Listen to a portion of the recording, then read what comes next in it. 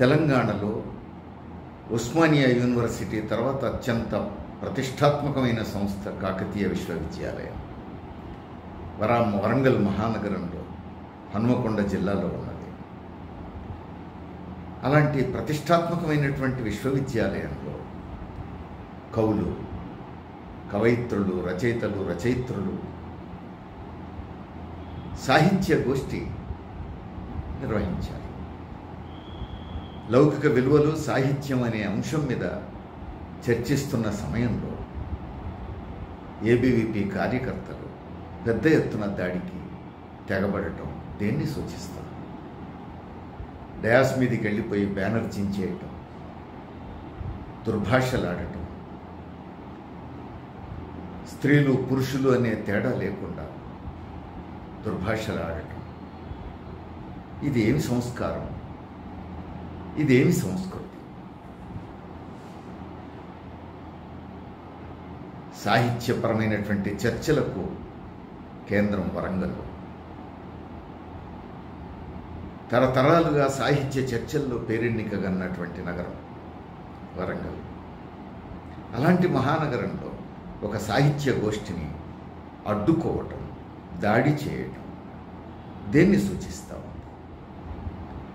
పోలీసులు వచ్చి జోక్యం చేసుకొని ఎటువాళ్ళనట్టు పంపించేసిన తర్వాత వెళ్లకుండా బయట కాపు కాసి రచయిత్రులు వెళ్ళిపోతూ ఉంటే యూనివర్సిటీ వెలుపల పట్టుకొని మళ్ళీ దుర్భాషలాడటం, బెదిరించటం, ఇది ఏ సంస్కృతి? అంటే రచయిత్రులకు, కవులకు, కళాకారులకు భావ ప్రకటన స్వేచ్ఛ లేదా? భావ సంఘర్షణకు కేంద్రంగా ఉండాలనుకున్నటువంటి ఒక విశ్వవిద్యాలయంలో ఇలాంటి సంఘటన జరిగిందంటే దాన్ని ఎట్లా అర్థం చేసుకోవచ్చు? ఎన్నికల సమయం, బీజేపీ మూడోసారి అధికారంలోకి రావాలని కోరుకుంటోంది. ప్రధానమంత్రి మూడోసారి తానే ప్రధానమంత్రి అవుతానంటున్నాడు. ఎన్నికల సమయంలో బీజేపీకి నష్టం జరుగుతోందనే భయం కూడా లేకుండా ఈ దాడికి సిద్ధపడ్డారు అని అంటే రేపు నిజంగానే బీజేపీ మళ్ళీ అధికారంలోకి వస్తే ఇక రానున్న రోజులు ఎంత భయానకంగా ఉంటాయి ఇప్పుడు మనం ఊహించుకోవచ్చు. ఏ రాజకీయ పార్టీ అయినా ఎన్నికల సమయంలో ఎంతో కొంత భయపడుతుంది, ఎంతో కొంత నిగ్రహాన్ని పాటిస్తుంది.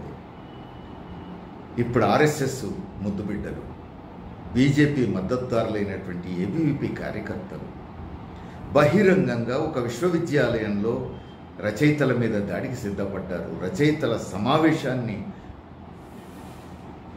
డిస్టర్బ్ చేశారు, భంగం చేశారు, బెదిరింపులకు పాల్పడ్డారు అని అంటే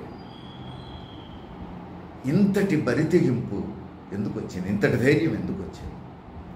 రేపు మళ్ళీ బీజేపీ అధికారంలోకి వస్తే, మోడీ ప్రధానమంత్రి అయితే ఇక దేశం ఎటుపోతుంది? ఇప్పుడే ఇంత బహిరంగంగా దాడి చేయడానికి సిద్ధపడ్డాడు అంటే రేపు మళ్ళీ మోడీ ప్రధానమంత్రి అయితే ఈ దేశంలో ఇక కనీస మాత్రమైనటువంటి భావపర్యటన స్వేచ్ఛ ఉంటుందా?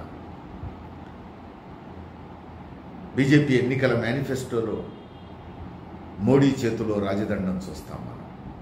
ఫోటో రాజదండం దేన్ని సూచిస్తోంది? రాజదండం నియంతృత్వాన్ని సూచిస్తోంది, ఏకపక్ష అధికారాన్ని సూచిస్తోంది. రాజుల కాలంలో రాజదండమే పనిచేసింది. ప్రజాస్వామ్యం లేదు, రాజకీయ పార్టీలు లేవు, ప్రజా సంఘాలు లేవు, సంస్థలు లేవు, ప్రశ్నించే హక్కు లేదు. రాజు ఏం చెబితే అదే వేదం. అందుకే రాచరికాల్లో రాజదండం ఉన్నది.